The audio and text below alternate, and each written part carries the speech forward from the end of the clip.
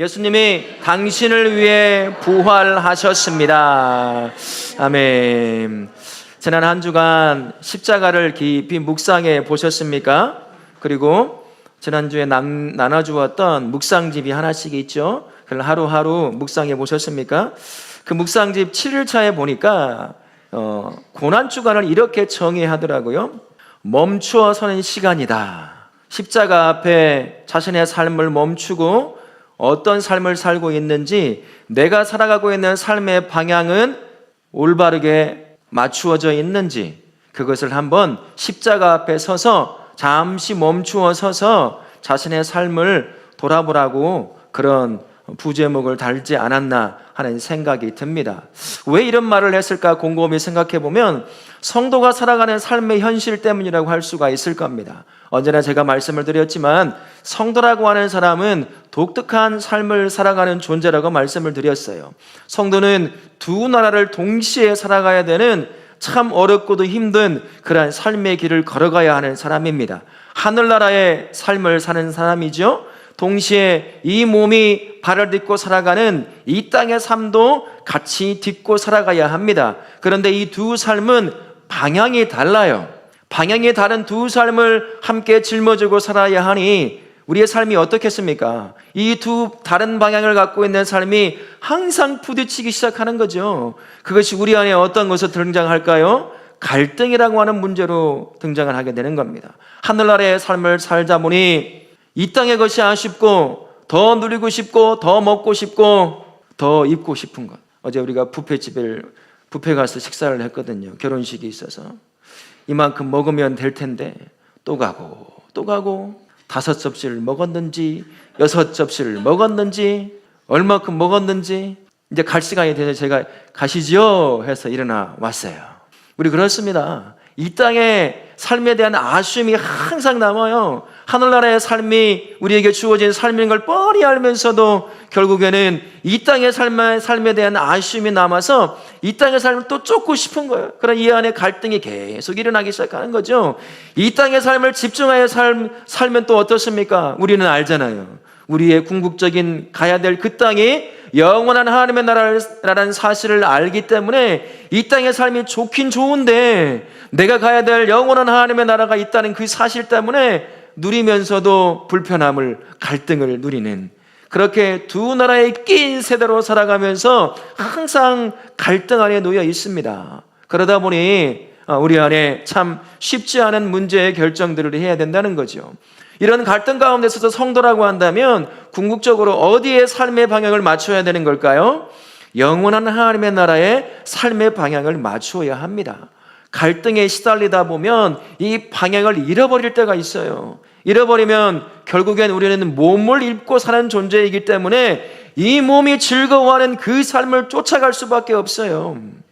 이 갈등 가운데서도 성도라고 한다면 영원한 하나님의 나라에 초점을 맞추고 살아가야 할 텐데 이 갈등을 이기면서 하늘나라에 초점을 맞춰 살아갈 수 있으려고 한다면 어떻게 해야 되겠습니까? 내가 누구며 뭐 하는 사람인지에 대한 나의 성도됨의 정체성이 분명하게 내 안에 있어야 돼요. 그렇지 않으면 우리는 몸을 입고 살고 있는 이 삶에서 몸이 요구하는 쪽으로 삶의 방향이 완전히 기울어져 버릴 수밖에 없는 거죠. 결국엔 그 삶은 성도라는 이름을 묻지만 결국 그 삶은 종교인밖에 되지 않습니다. 예수님과도 상관없는 삶, 구원과도 상관없는 삶이 되는 거예요. 그러나 때로는 갈등 가운데서 흔들리기도 하고 또 포기하기도 하고 그런 일이 발생한다고 하더라도 내가 누구며 무슨 삶을 살아야 되는지 분명한 정체성을 가지고 있다고 한다면 다시 방향을 잡고 그 방향을 향하여 영원한 하나님의 나라를 향하여 뚜벅뚜벅 또 걸어갈 수 있는 거죠. 그래서 성도라고 한다면요, 이 갈등이 끊이지 않는 우리의 삶 가운데서 내가 누구냐, 뭐 하는 사람이냐라고 하는 이 정체성을 분명히 품고 살아야 하는 겁니다. 오늘 말씀이 그것을 가르쳐 줍니다. 성도의 정체성의 시작은 뭐냐면 죽음이라고 하는 것부터 시작이 돼요. 그러니까 그 완성은 뭐냐? 예수께서 부활을 통해 우리에게 주신 새 생명, 이것이 성도의 정체성의 시작과 완성입니다. 부활이라고 하는 것은 무엇이냐면요, 이 둘을, 죽음과 새 생명을 연결시켜주는 거예요. 지금 우리가 그 부활절을 맞이하고 있는 거죠. 그래서 성도가 갈등 가운데서 여전히 하늘나라를 향하여 인생의 초점을 맞추고 살려고 한다면, 나는 이미 죽었고 그러나 나는 이미 산 존재라고 하는 이 분명한 정체성을 가지고 있어야 하는 겁니다. 그런데 사도 바울이 골로새 교인들을 향하여, 이들도 교인이기에 예수를 믿는 사람들에게 자기가 누구고 어떤 삶을 살아야 되는지를 분명히 알 텐데, 그들을 향하여 2장 20절부터 2장 23절까지를 통해서 다시 한번 죽음에 대해서 강조하는 것을 볼 수가 있습니다. 왜 그랬냐면요, 골로새 교회가 겪고 있던 심각한 정체성의 문제가 발생했기 때문입니다.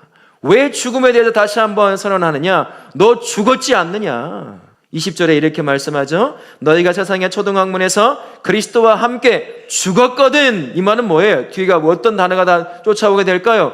그런데 왜 산 사람처럼 사느냐는 거예요. 너 죽었는데, 죽었으면 죽은 자로 살아야지 왜 이 산자로 살았냐는 겁니다. 그래서 심각한 문제를 겪고 있는 정체성의 혼란 가운데 있는 이 골로새 교인들을 향하여 이야기하는 거죠.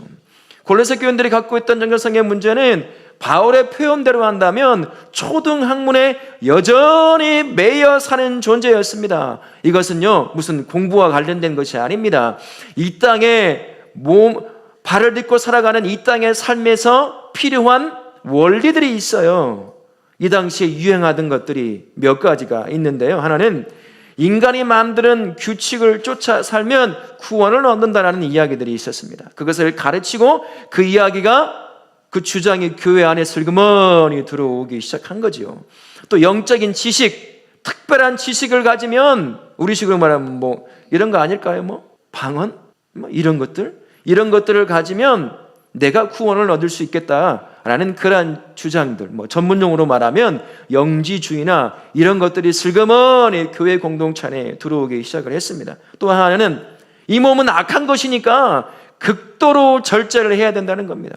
피를 흘리면서까지 먹을 것을 절제하고 죽음의 문턱까지 가더라도 먹고 마시는 걸 절제하는 그 삶이 이 죄된 육신을 끊어내고 구원을 얻을 수 있다. 이런 것들이 그 당시에 유행하던 것이었는데, 그게 교회 안에 슬그머니 들어와 교회를 혼란케 하고 있었던 겁니다. 골로새 교인들은 어떤 사람들입니까? 예수님을 믿는 사람이잖아요. 그러면 구원을 얻은 사람입니다. 그들은 이미 죽은 존재예요. 예수님과 함께 2000년 전에 십자가에 못 박혀 죽어버린 존재인데, 죽기 전에 쫓던 삶을 죽은 사람이 다시 산 사람처럼 이 땅에 아무것도 아닌, 육신조차도 유익을 주지 못하는 그러한 것들을 쫓아 살고 있었다는 겁니다. 바울이 이 자꾸 제가 헷갈리는데, 골로새 교회를 개척하지는 않았어요. 그런데 그 안에도 문제가 있다는 사실을 알고 이 골로새서를 써서 그들의 문제를 지적하는 겁니다. 너 이미 죽었는데 이 땅에서 이렇게 살아야 구원 얻고 이렇게 살아야 성공한다는 이 땅의 삶의 원리인, 육신에게도 별로 유익도 되지 않는 초등학문과 같은 것들을 여전히 붙잡고 살고 있느냐? 그 안에 매여 사는 거냐? 너는 이미 죽고 예수를 통해서 새 생명을 얻은 존재임에도 불구하고 왜 그것을 잊고 사느냐는 겁니다.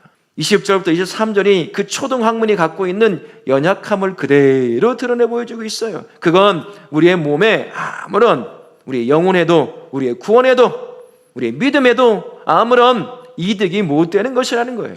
그것들을 붙잡고 있는 그들을 보며 사도 바울은 안타까운 마음에 그들을 향해서 너희는 이미 죽었다라.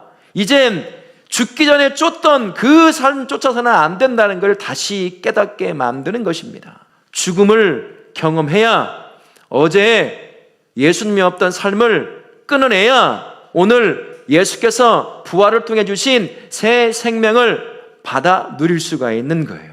근데 성도임에도 불구하고 그 사실을 잊어버리는 거죠. 내가 이미 죽은 사람이구나. 이 사실을 잊어버리고 마치 산 사람처럼 죽기 전에, 예수를 만나 죽기 전에 살았던 그 삶을 또 끌어와서 그렇게 살려고 몸부림치는 거예요. 사도 바울이 봤을 때는 얼마나 답답하겠습니까? 그래서 그들을 향해 너희는 초등학문을 향해 이미 죽었다. 왜 또 그것을 붙잡고 사느냐? 그 얘기를 하고 있는 거죠. 초등학문의 삶을 붙잡던 이 골로새 교인들을 통해서 지금 우리 성도들의 저의 삶을 다시 한번 비춰보게 하십니다. 깨닫게 만드는 거죠. 이미 예수님과 함께 우리는 십자가에 죽었습니다.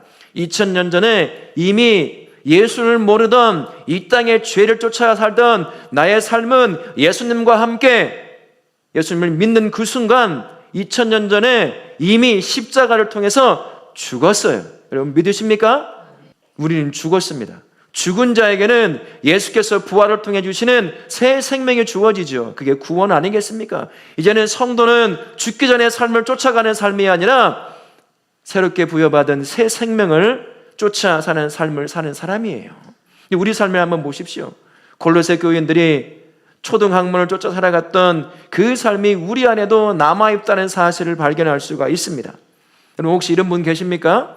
내가 하는 열심 있는 믿음의 삶, 주일 성수를 하고 기도도 하고 말씀 앞에 서고 참 충성스럽게 교회를 봉사하고 다른 사람들 위로하고 하는 이 모든 종교적 행위가 구원을 위한 행위라고 혹시 생각을 하고 그 종교적 행위를 하고 계신 분 있으신가요? 그게요, 초등학문을 쫓는 삶이에요. 무언가 종교적으로 열심을 다하면 그 열심을 보고 신이 그를 구원할 것이라고 하는 이 땅에 보통의 사람들이 쫓아 살던 그런 삶의 모습입니다. 참 많이 있어요. 성도들 중에서도 이미 예수 그리스도와 함께 십자가에 죽고 그분의 부활을 통해서 다시 구원의 즉 새 생명을 얻는 삶을 사는 성도인데도 불구하고 어느 순간 내가 하나님을 향하여 기쁨으로 날 구원하신 그분을 향해 기쁨으로 드려야 될 그 삶이 나도 모르는 사이에 때로는 알면서도 그것이 바로 날 구원할 것이라고 하는 착각 가운데 그렇게 하더라는 거예요. 열심히 뭐든지 열심히 하는 거죠. 결국에는 그게 나를 구원할 수 있는 통로라고 생각하기 때문인 것입니다. 구원은 여러분 어떻게 주어지는 거죠? 은혜로 주어져요. 예수 믿는 그 은혜로 선물로 주어지는 게 구원입니다. 내가 하나님을 예배하고 섬기고 봉사하고 열심을 다해 기도하고 말씀 앞에 서는 그 삶을 사는 이유가 뭡니까? 날 구원하신 예수님께서 기뻐하시기 때문인 거죠. 그 기쁨으로 살아가는 것이 성도의 삶인데 어느 순간 이것이 뒤집어지는 거예요. 혹시 여러분 안에 그런 삶을 살았다고 한다면 여러분 그것은 초등학문을 쫓는 삶과 같아요. 그건 구원과 아무런 상관이 없습니다. 그냥 종교적 행위일 뿐이에요. 우리 하나님께서 그것을 통해 여러분을 구원하지 않습니다. 우리는 그럴 능력이 없어요. 그러니 여러분 혹시나 열심히 있는 종교 생활을 통해서 내가 무언가 하나님 앞에 인정을 받고 그 인정을 통해서 내가 구원을 받고자 하는 그러한 마음이 있다고 한다면 여러분 그거 내려놓으실 수 있기 바랍니다. 그건 우리가 예수님과 함께 죽기 전에 쫓던 삶의 일부였습니다. 그걸로는 구원 못 얻습니다. 그걸로는 믿음 못 지켜요. 그걸로는 구원 이룰 수가 없습니다. 구원은 새 생명은 선물로 주어지는 겁니다. 믿음이 선물로 주어져 그 믿음을 통해 구원을 얻는 것과 똑같은 것이죠. 그러니 혹시나 초등학문에 붙잡혀 있는 분이 계시다면 내려놓으실 수 있기를 바랍니다. 또 한 가지는요, 다른 사람에게 보여주려고 하는 멋진 경건의 모습을 가져요. 저는 이게 가장 이해가 안 됩니다. 참 믿음 좋아, 참 경건해, 참 하나님이 기뻐하실 삶을 사는 것 같아. 물론 그렇게 칭찬할 수 있겠지요. 그런데 그것을 추구하는 사람이 있습니다. 인정받고 싶은 거예요. 그만큼 누군가 내 믿음을 인정하고 한다면 여러분 무엇이 따라오는 걸까요?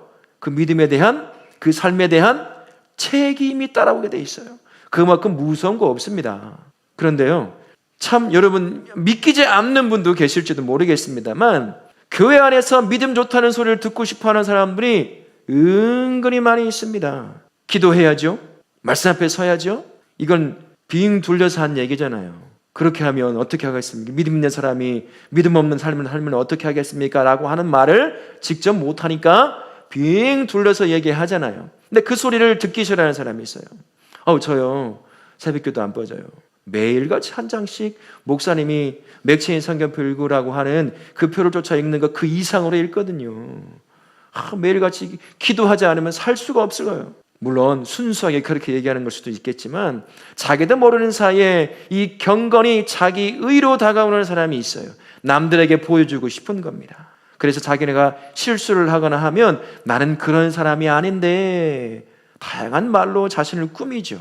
그건요, 이 땅에서 예수님과 죽기 전에 살던 이 땅의 삶이에요. 일부입니다. 그거 아무리 해도 구원과 믿음과는 아무런 상관이 없어요. 그건 결국 이 땅의 삶에 매여 사는 것과 똑같은 거죠. 혹시나 여러분, 나도 모르는 사이에 내가 하나님을 향하여, 교회를 향하여, 다른 지체들을 향하여 하고 있는 모든 삶이 누군가에게, 사람에게 인정받고 싶어하는 그러한 삶의 일부분이 아닌지 여러분 깊이 고민해 봐야 합니다. 우리는 이미 예수님과 함께 죽었어요. 그런 삶 안 쫓아가는 사람입니다. 기뻐서 하는 거죠.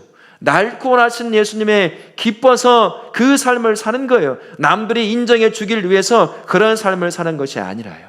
그렇게 우리 성도님들은 죽은 자의 삶을 사시길 바랍니다. 내가 죽기 전에 살았던 그 삶 쫓아가지 마시고 죽은 자의 삶을 통해 오늘도 그 경건을 기뻐하시는, 그 하나님이 기뻐하시는 그 삶을 사시는 우리 성도님들 되실 수 있기를 바랍니다. 또 한 가지가요, 금욕과 절제라고 하는 거예요. 어떤 규칙들이 있습니다. 이거는 절대로 해야 돼. 금식, 기도 뭐 이런 것들이 있죠, 우리 안에. 그것이 자기 의가 될 때도 있어요. 너무 좋죠. 나를 성결하게 하고 정결하게 하고 때로는 의도적으로 이 땅의 것을 추구하고자 하는 내 몸의 일부를 고통을 가하면서까지 끌어내는 연습들, 너무 좋아요. 근데 그렇게 해야 하나님 앞에 인정을 받고 그렇게 해야 내가 구원에 이를 수 있다라고 한다면 그건 예수 믿어 죽기 전에 살던 삶과 똑같은 걸 쫓아가는 거예요.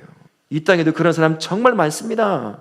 자기만의 규칙, 삶의 규칙들, 또 때로는 그렇게 자신의 삶을 절제하면서까지 무언가 종교 용어로 말하면 열반에 오른다든지 이렇게 추구하는 사람들이 참 많이 있다는 거예요.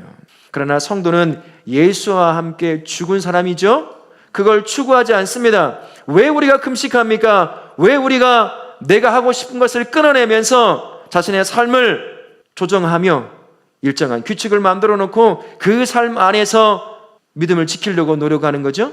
무언가 얻으려고요? 인정받으려고요? 구원 얻으려고요? 그게 아닙니다. 하나님이 기뻐하시는 삶, 그 삶을 살고자 몸부림치는 일환으로서 나오는 것 아니겠습니까?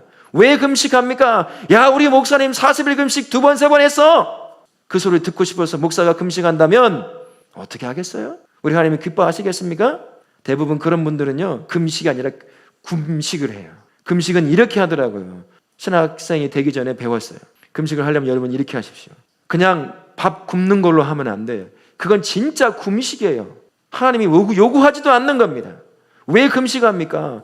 내가 이 땅에 끊고 사더라도 그 시간에 기도하고 그 시간에 하나님의 뜻을 묻고자 하는 건 아니겠습니까? 굶고만 있으면 무너지는 건가요? 아니에요. 전 이렇게 하라고 하시더라고요, 목사님. 아침에 금식할 때 2시간 기도하고 2시간 성경을 읽어라. 그리고 일어나서 30분 산책을 하고 점심 때 먹을 때쯤 금식하니까 또 2시간 기도하고 2시간 말씀 읽고 또 산책하고. 제가 처음 신학생 가기 전에 일주일 금식 기도를 했거든요. 담임 목사님이 그렇게 하셔요. 저 멀리서 주여 소리 들리면 그 소리 희미하게 듣고 저도 그냥 조는 둥 마는 둥 똑같이 따라서 하는 거예요. 2시간 막 몸부림치면서 막 배는 고파 죽겠고 머릿속에는 기도 제목 하나도 안 떠오르고, 근데 그걸 쫓아갔어요. 이렇게 하니까 진짜 금식같이 하게 되는 거죠. 왜 그럽니까? 남들에게 인정받으려고, 야, 우리 목사님 금식 기도까지 했어요. 능력 있는 분이야. 그러려고 그러는 걸까요? 목사로서 가는 그 길인데 내가 여전히 죽지 않고 살아서 가면 안 되잖아요. 그렇게 죽이고 예수님이 기뻐하시는 길을 가려고 몸부림치는 일환이 아니겠습니까? 누군가 인정받으려고 하는 건 아니잖아요. 그런데 우리 안에 그런 것들이 있을 수 있다는 겁니다. 이게 다 초등학문을 쫓는 예수님과 함께 죽기 전에 살았던 삶의 일부라는 것이에요. 혹시 이 안에 그런 부분이 있다고 한다면 우리 성도님들은 다 내려놓으시길 바라요. 그리고 고백하세요. 나 죽었어. 그건 이제 쓸데없는 거야. 나는 이미 죽었으니 어떤 삶을 사는 겁니까? 죽은 자의 삶을 사는 거예요. 죽은 자의 삶을 살기 시작할 때 그때 예수께서 부활을 통해서 주시고자 하시는 그 생명이 그제서야 내 안에 들어오기 시작하는 거죠. 죽기 전의 삶을 자꾸 품고 있는데 어떻게 부활로 주시는 그 새 생명의 삶을 살 수 있겠습니까? 쓸데없는 것 붙잡고 살아가는 초등학문과 같은 것을 붙잡고 살아가는 그러한 성도님들 되시지 않기를 바랍니다. 여러분 고백하십시오. 난 죽었어. 이미 죽은 자야. 자꾸 살아나려고 할 때마다 나는 이미 죽은 자라는 것을 고백하실 수 있기를 바랍니다. 그래야 죽은 자의 삶, 그 삶에 누릴 또 다른 새 생명을 얻어 살 수 있는 거죠. 그래서 성도의 삶이 그래서 신비한 겁니다. 두 나라를 살아가는 것도 신비하지만 그러나 죽은 자가 죽은 자의 삶을 사는데 그 삶이 어떻게 드러나냐면 새 생명을 사는 삶으로 드러나기 시작하는 거예요. 구원 얻은 자의 삶을 사는 것으로 드러나기 시작하는 거죠.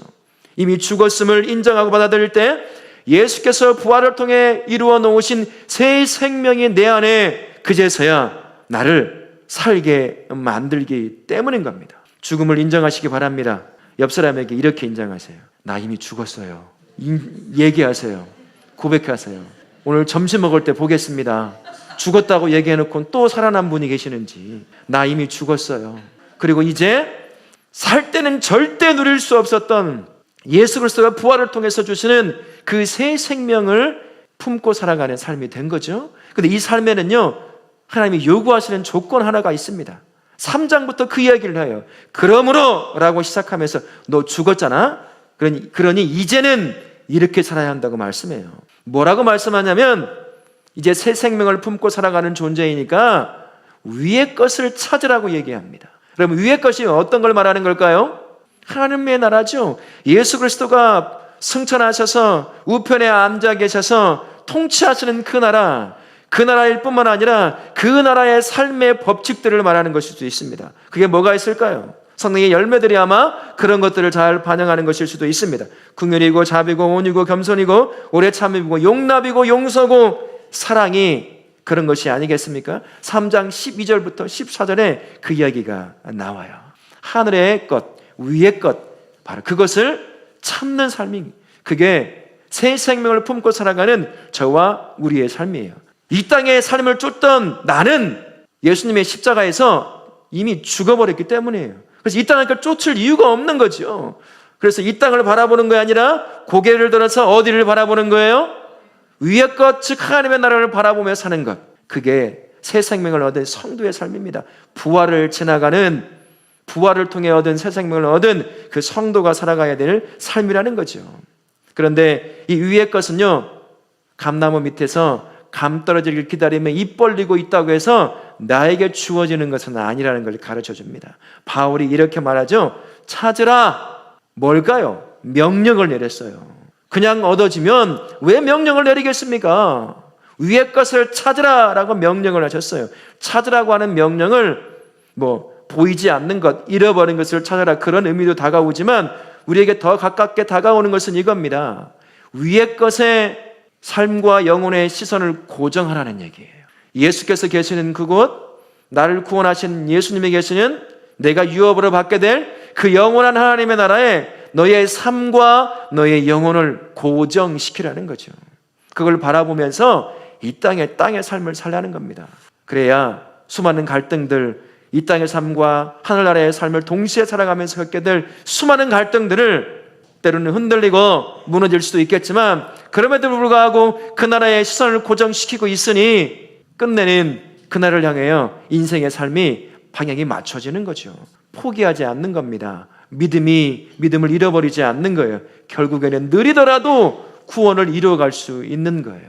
그러니 사랑하는 성도님들, 나는 이미 이 땅에 초점을 맞춰 살던 나는 이미 2000년 전에 예수님과 함께 어떻게 되었다고요? 죽었어요. 손을 올리고 이렇게 해보세요. 나는 이미 죽었어. 나는 이미 죽었어. 이 안에 이젠 새 삶이 나에게 주어진 거예요. 그 삶은 하나님이 계시는 영원한 하늘나라를 초점을 맞추고 살아가는 삶이라는 거죠. 그 삶은 몸부림쳐야 된다고 말해요. 명령했어요. 찾으라. 그러면 왜 사도 바울은 위의 것에 삶과 영혼에 초점을 맞추고 살라고 할까요? 세 가지를 가르쳐주거든요. 3장 1절 말씀에 위에는 누가 계신다고 말씀하고 계셔요? 부활하신 예수 그리스도께서 하나님 우편에 앉아 계신다고 말씀하십니다. 그 보좌에 앉아 계시죠. 이제는 사망 권세를 이기신 그분, 권세와 권능, 심판주로서, 통치자로서 그분이 가지고 계신 그 능력을 힘입어야 합니다. 성도는 그래야 주어진 새 생명의 삶을 이 수많은 갈등에 놓여있는 이 땅에서 포기하지 않고 그 삶을 살아낼 수 있거든요. 그 힘이 어디서 나옵니까? 사망 권세를 이기신 모든 것을 통치하시는 예수 그리스도 안에서 그 생명과 그 능력이 나오는 건 아니겠어요? 그럼 성도는 어디를 바라봐야 됩니까? 위의 것을 바라봐야죠.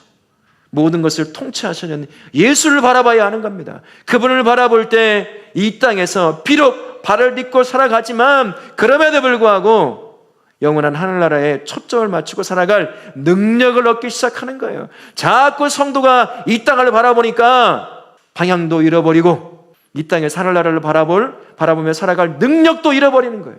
그러니 골로새 교인과 같은 그런 상태에 놓이게 되는 겁니다. 그러니 보좌에 앉아 계신 그분을 향해 여러분의 인생과 여러분의 영혼을 고정시키시길 바라요.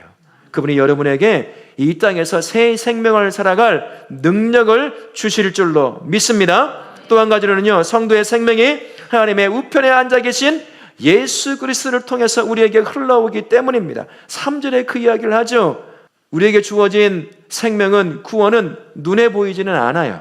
눈에 보이지는 않습니다. 그러나 보이지 않는다고 해서 없는 것은 아니죠. 그 생명은 누구에게서 오는 겁니까? 예수 그리스도에게서 오는 것이에요. 이 땅을 바라본들 이 땅에서는 영원한 생명을 우리에게 주지 못합니다. 잠깐 즐거움을 줄 수는 있어요. 우리 권사님들, 집사님들 꽃 보는 거 정말 좋아해요. 개나리만 펴있어도 막 좋아가지고 어머나 저 꽃 좀 봐, 너무 아름다워 막 하면서 그냥 막 다 보라는 거. 차 운전하고 있는데 보래요. 저는 사고 나면 어떻게 하려고. 그런 즐거움을 누릴 수는 있어요. 그러나 영원하진 않죠.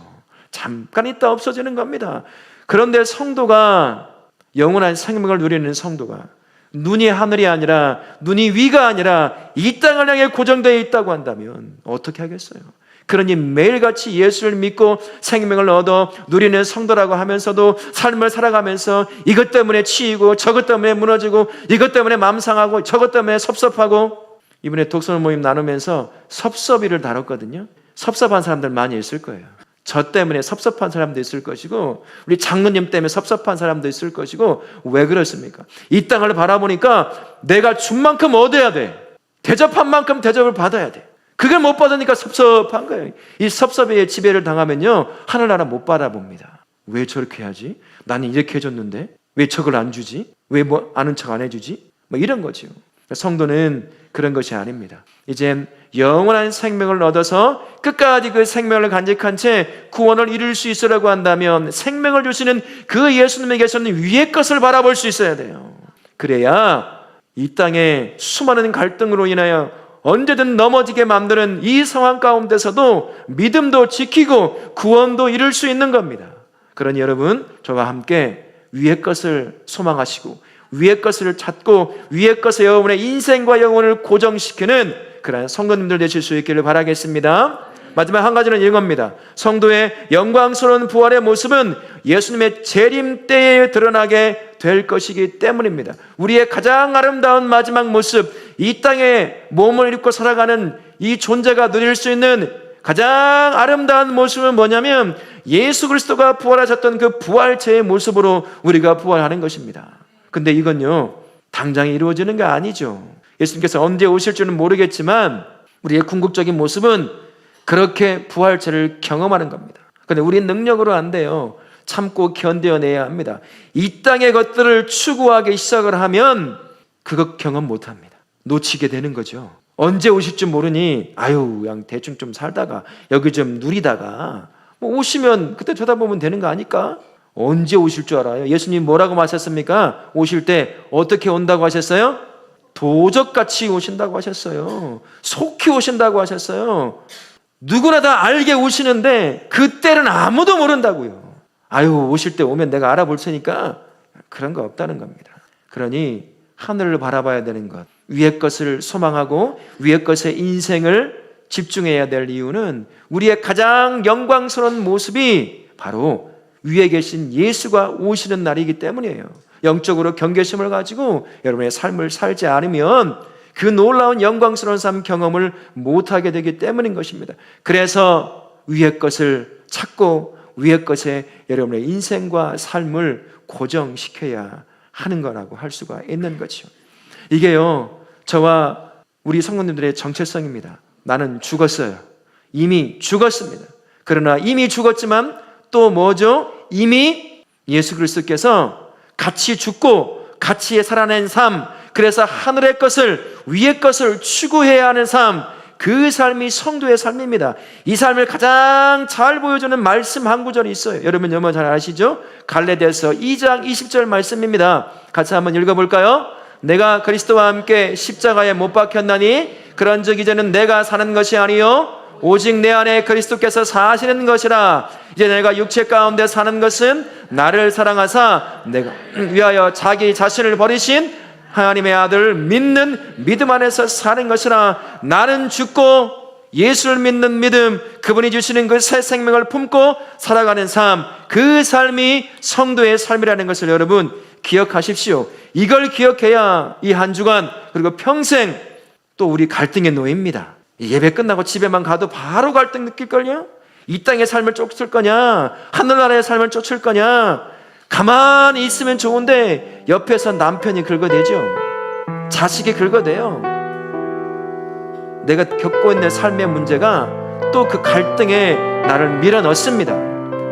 그럼 일주일간 내가 누군지도 모르고 내가 어떻게 살아야 할지도 잊어버린 채 그렇게 사는 거죠. 또 겨우겨우 몸 추스려서 예배자리에 겨우 나올 뿐인 거죠. 우리 하나님이 그렇게 살라고 우리를 구원하셨습니까? 우리 예수님이 그렇게 살게 하시려고 십자가에 자신의 목숨을 내놓으셨습니까? 그렇게 살게 하려고 저와 우리에게 영원한 새 생명을 주셨습니까? 그게 아니라는 겁니다. 우리가 해야 돼요. 나는 죽었다는 것을 고백하십시오. 인정하십시오. 그래야요, 죽기 전에 살던 내가 안 살아납니다. 끊임없이 내가 죽었다는 사실을 인정하고 고백해내고, 그러면서 또 주시는 영원한 하늘나라를 바라보면서 초점을 맞추고 살아가야 된다는 거예요. 그래야 성도가 성도다운 삶을 살아갈 수가 있습니다. 지난 고난주간 우리가 함께 나누었던 묵상집을 읽으며 마지막 부분에 이런 글을 하나 발견을 했습니다. 우리 스크린 같이 보시면서 같이 한번 읽어볼까요? 성경이 말하는 변화는 서서히 그러나 분명하게 삶의 방향을 바꾸는 것입니다. 걷는 삶은 연속입니다.